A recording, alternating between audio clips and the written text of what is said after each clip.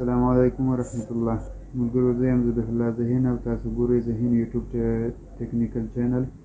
لکه ما چې پرون درته ویلي وو چې سبا ته درته وټساپ او وی پی این یا د هغو په اړه باندې معلومات درکوم. نو وټساپ ټولو ته معلومه ده او ټول یې کاروي، دا یو معلوم خبر ده.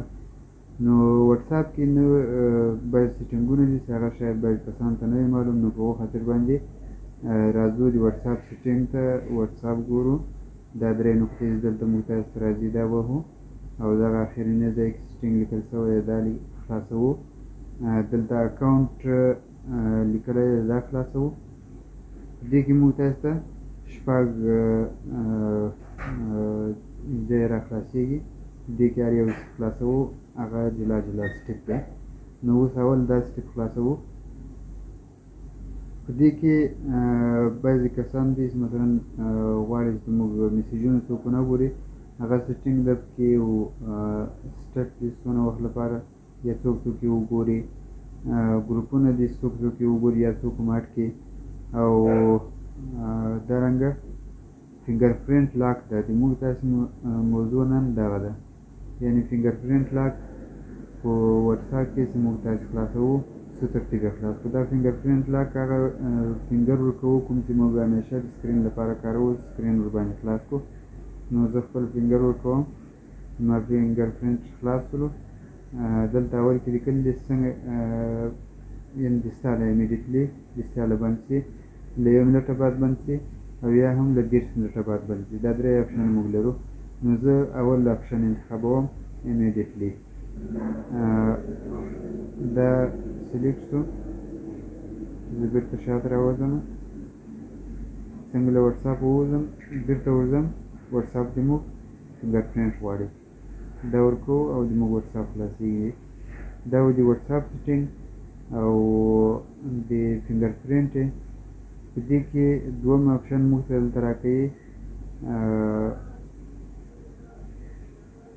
چینج نمبر بدلون. دا د نمبر بدلون موږ ورته ورکوو. نو دلته د موږ یو ګټه دا وي چې کله د نمبر بدلون پکې ورکړو چې هر څه موږ میسیجان کړي دي یا میسیجان مخکې موږ سره پاتې دي، هغه موږ له هغو چې نه ورکېږو.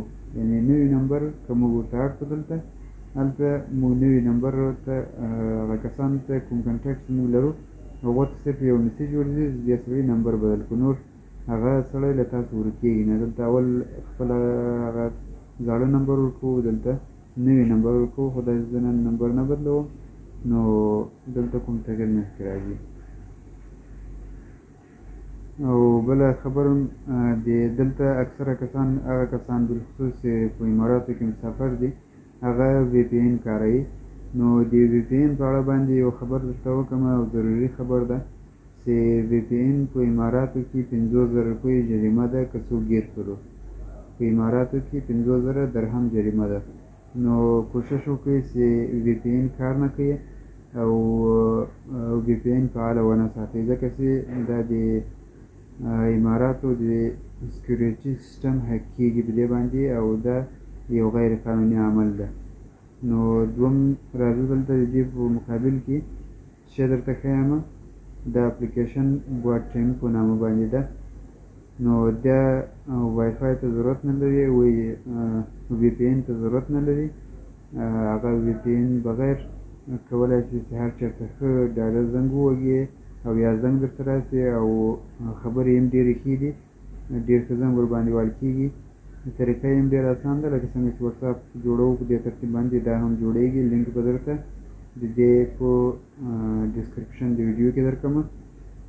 نو دا یو ډېر ساده شی ده او ښه، یعنې د ټلیفون کولو، د ویډیو او اډیو لپاره، میسیج کولو لپاره ښه اساس اپلیکیشن ده، بغیر له دې چې موږ تاسې وی پی این ورته فعاله کړو. چابي وی پی این یعنې چابي موږ ورته فعاله کړو.